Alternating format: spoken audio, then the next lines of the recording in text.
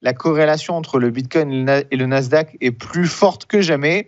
Et ça ne va pas aller en s'arrangeant, puisque vous savez que le Nasdaq a introduit l'entreprise MicroStrategy, qui est l'une des entreprises américaines les plus, on va dire, supportrices du Bitcoin.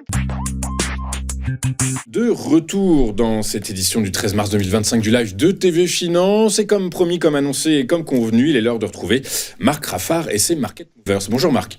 Bonjour, comment allez-vous ?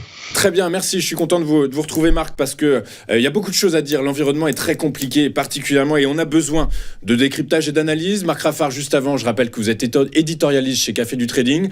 Marc, on va commencer vos Market Movers avec le Nasdaq. Le Nasdaq qui n'en finit plus de baisser. Ceci étant, on a l'impression qu'il commence à peut-être sortir la tête de l'eau. Est-ce que c'est le bon moment pour se repositionner ou se positionner sur le Nasdaq ?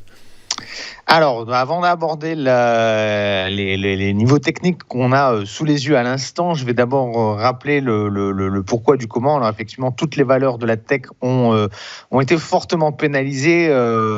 Les GAFAM et notamment Tesla, qui a subi peut-être la plus grosse chute depuis quelques mois. Et tout ça se reflète sur le Nasdaq. Alors, ce qu'il faut bien comprendre, c'est que le Nasdaq, comme toutes les valeurs de la tech, sont très sensibles au taux d'intérêt.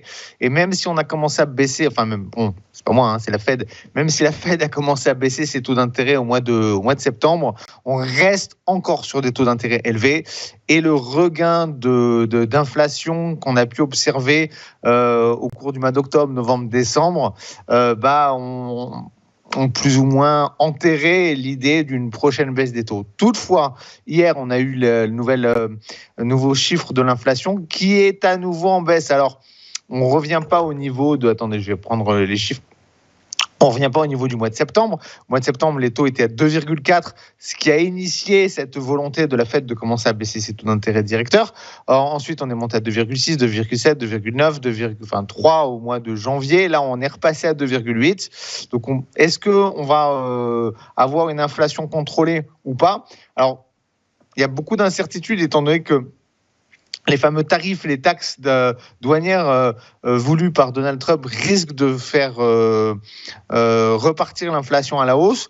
Donc, il y a vraiment une grosse incertitude au niveau de ces taux d'intérêt. Qu'est-ce qui va se passer au mois de mars, au mois d'avril ? Il faudra suivre de très très près les décisions de taux. Toutefois, quand on regarde d'un point de vue technique, effectivement, la baisse semble plus ou moins ralentir. Maintenant, moi, je suis quand même encore très prudent, étant donné que je ne me positionnerai pas à l'achat avant d'atteindre au moins les 18 500, donc encore peut-être 1000 points de baisse pour atteindre cette zone de support majeur. Là, on est encore entre deux eaux. Alors bien sûr, il peut y avoir des prises de bénéfices, des positions short, il peut y avoir un regain d'intérêt du Nasdaq de la part de certains investisseurs, sachant que les cours ont quand même bien dévissé déjà. Toutefois, je ferai quand même très attention. On est quand même dans un contexte très particulier, on est dans du jamais vu. Vous avez peut-être suivi cette publicité de Donald Trump sur les voitures Tesla pour faire plaisir à son ami Elon Musk et pour tenter de sauver la situation d'une action qui a perdu 15% lundi et 55% depuis la victoire de Donald Trump. Donc on est sur du jamais vu, donc je ferai très attention quand même. Et après, et on en parlera juste après du Bitcoin, la corrélation entre le Bitcoin et le Nasdaq est plus forte que jamais et ça ne va pas aller en s'arrangeant, puisque vous savez que le Nasdaq a introduit l'entreprise MicroStrategy, qui est l'une des entreprises américaines les plus, on va dire, supportrice du Bitcoin, puisqu'elle en possède 500 000, attention, pas 500 000 $ de Bitcoin, 500 000 Bitcoins, soit à peu près plus de 40 milliards de Bitcoin. Donc la corrélation, à mon avis, elle va s'installer dans le temps. Et que faire aujourd'hui ? Alors, dans un contexte comme ça, soit vous avez déjà eu la chance de vendre le Nasdaq au plus haut quand on était en train de travailler cette zone de résistance et qu'il y a eu un échec de cassure autour de 22 000.